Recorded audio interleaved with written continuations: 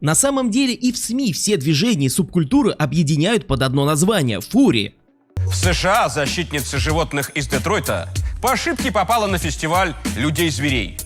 Они называют себя фурри. Ты, наверное, сейчас удивишься, но на экране, по мнению СМИ, это все фури. Наряжаются в костюмы кошек, собак и лошадей и копируют их повадки. Я и не удивлен, что после таких новостей люди все путают и объединяют.